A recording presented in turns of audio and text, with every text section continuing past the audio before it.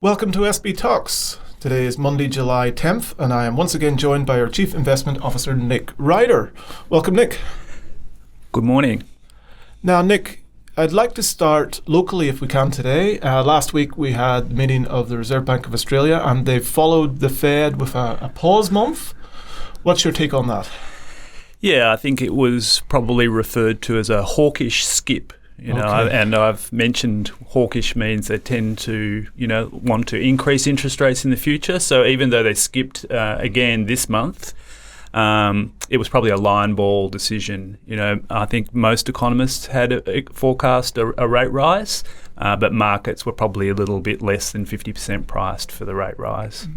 And following that announcement, has it changed the market outlook much given we were expecting not just one more rate rise, but more than that? Has the market changed their views following last week's announcement? Not really. They've just maybe pushed the rate rises back. So I think August looks like a high degree of certainty around that being another rate rise. And another 25 basis points. Yeah, another 25. I think a lot will depend on what happens with the inflation print, the official inflation print that comes out at the end of July. So they're probably waiting to see that before whether they decide to move in August. So in Australia we have that quarterly inflation. So we do have a monthly number, but it's more of a work in progress.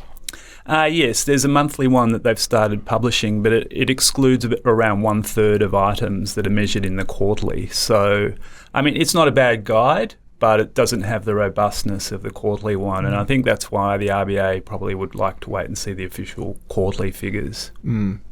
So in terms of your views in outlook for interest rates here in Australia, have they changed much?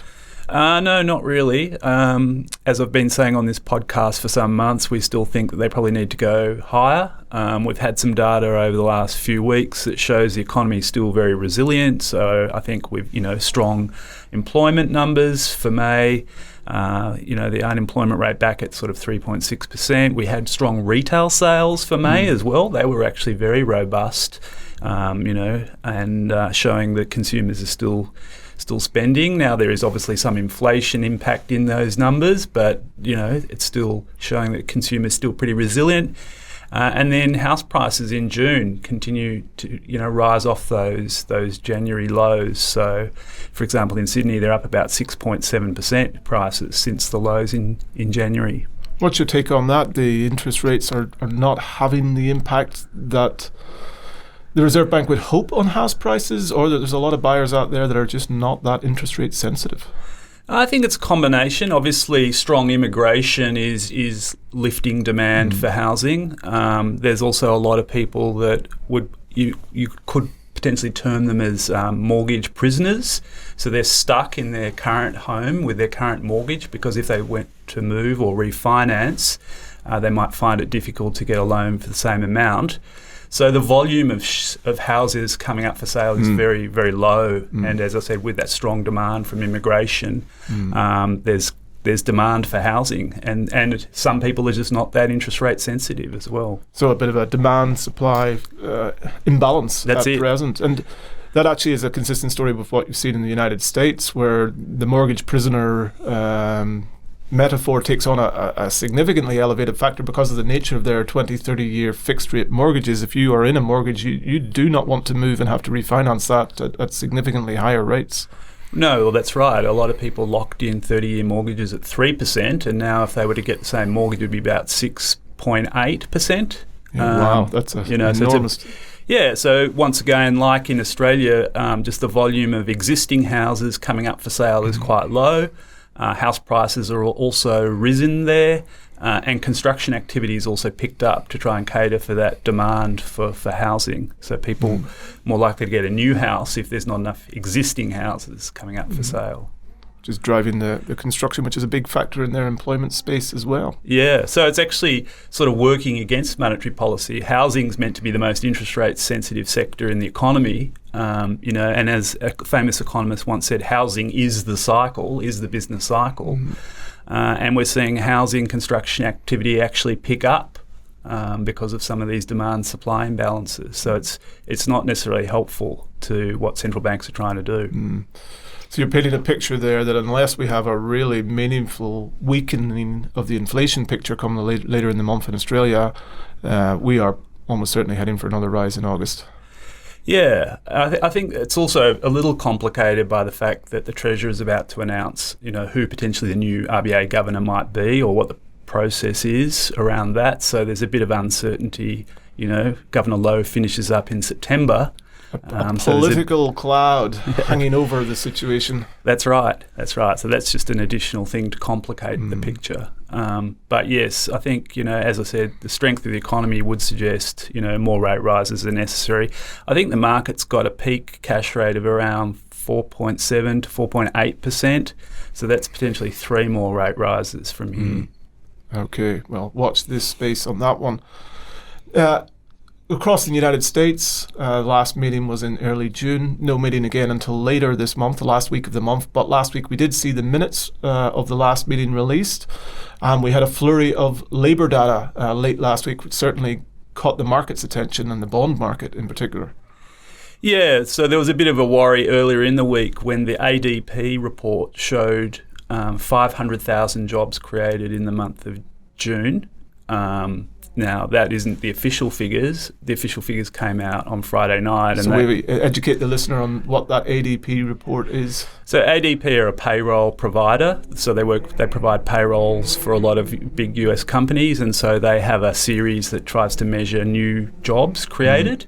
And it's a guide, but not necessarily an accurate guide as to what the official employment figures will be. And so when the official figures came out, because that ADP report certainly caught the market's attention and spooked it. Well, that's right. It showed 500,000 jobs created over the month, which is more than double where it had been running. The official figure came in, it was only 209,000, so that was below the 230,000 expected. So the consensus view leading into it. It was a little softer than the market had, and certainly compared to what the ADP report, it was a lot softer. So the market took something from that, but the details of the employment report were probably a bit more mixed, showing still a very resilient labour market. Their unemployment rate dropped back from 3.7 to 3.6, and the wages data actually was a little bit stronger at 4.4% than expected, showing that wages are still a bit of a problem there. 3% is kind of where the Fed would like to see wages. Yes. That's consistent with its 2% inflation goal. So 4.4% wage growth is too high. Still inflationary pressures, not deflationary in the wage space. And we spoke last month about their hawkish pause. They skipped a month. That data does not suggest any change to that plan, either likely again to be going again over the next few meetings.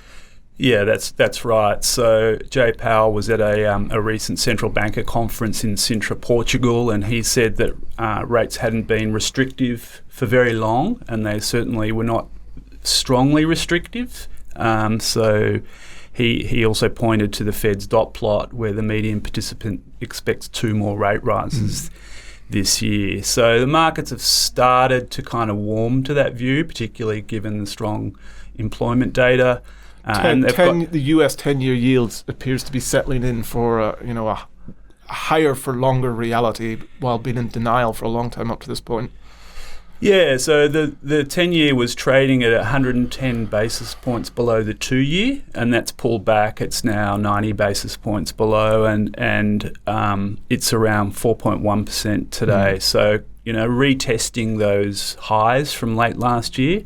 Anything with a 4 in front of it's reasonably high for the bond yields. And bringing us back to sort of similar territory to where we were at prior to the Silicon Valley Bank collapse and a few of those other financial challenges earlier this year. Yeah, so we've seen a complete unwind of the worry following the collapse of the Silicon Valley Bank. The bond market's really kind of dismissed that as being a risk and now sees inflation as more of a problem, and the Fed having to do more than they might have done sort of in the aftermath of the Silicon Valley Bank collapse.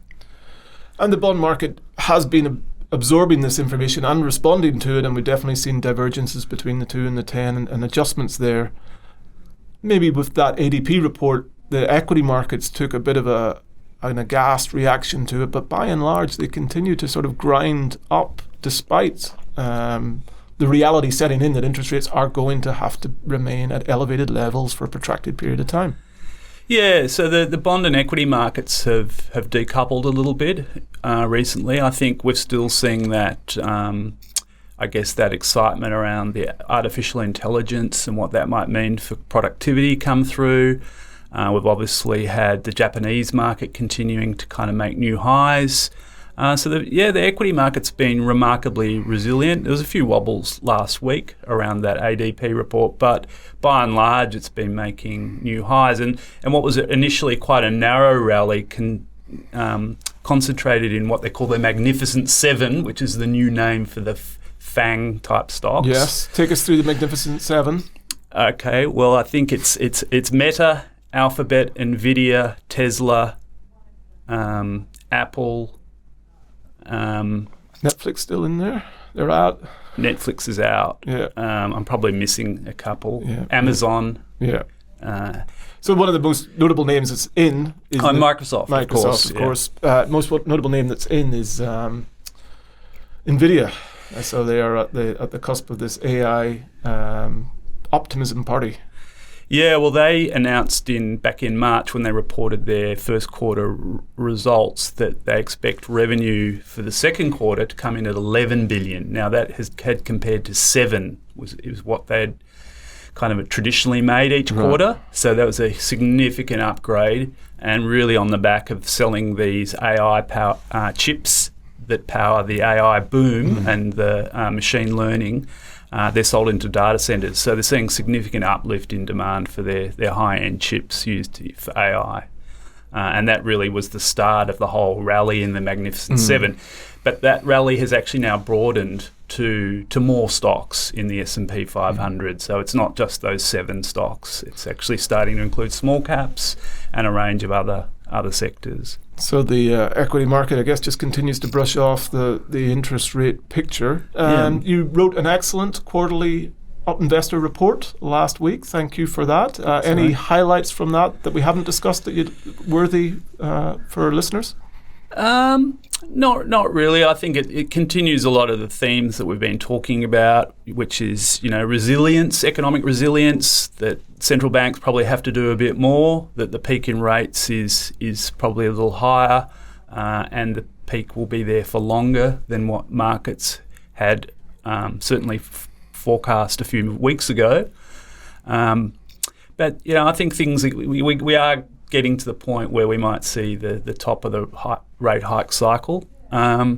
And equity markets continue to kind of look through it all, and recession risks are receding. So I think that those themes that we've been talking about for a while continue. So when you say recession risks receding, the risks of a deep, protracted recession, which is the one that has a real economic impact, are meaningfully less high than they were 6 or 12 months ago?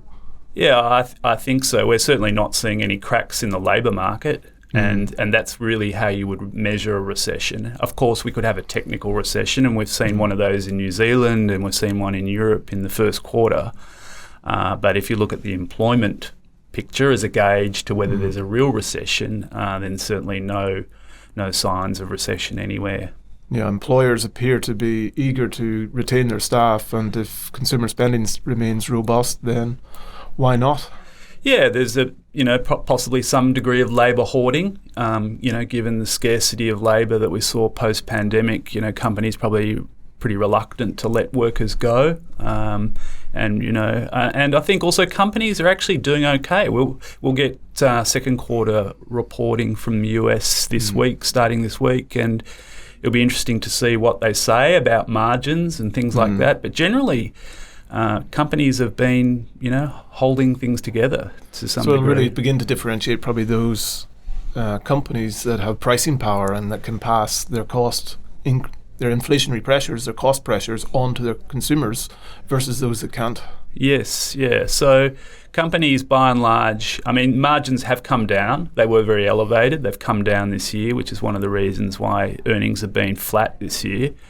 But yeah, and part of that is actually in the energy and materials sector, where their margins have come down a lot. Obviously, as the oil price and commodity prices have come back, that's squeezed that sector. But outside those sectors, other companies are being able to protect their margins, and higher inflation means sales growth, and sales growth that's generally been running ahead of cost growth. So it'll be interesting to see, whether that theme continues. Yeah. Hence your optimism in terms of the economic outlook and the recessionary risks. Yeah. Thank you very much as always, Nick. Thank you to all our listeners. Until next time, take care. Thanks.